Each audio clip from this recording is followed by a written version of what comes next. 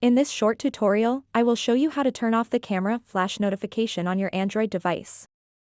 The camera flash notification is a feature that alerts you with a flash of light whenever you receive a new message or notification.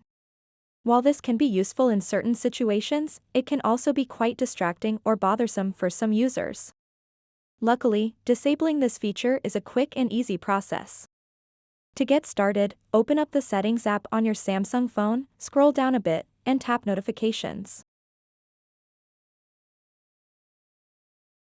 After that, tap where it says Flash Notifications.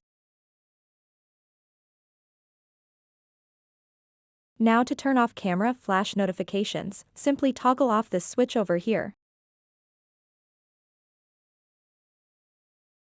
So that wraps up this tutorial. If you have any questions about this whole process, please let me know in the comments section below.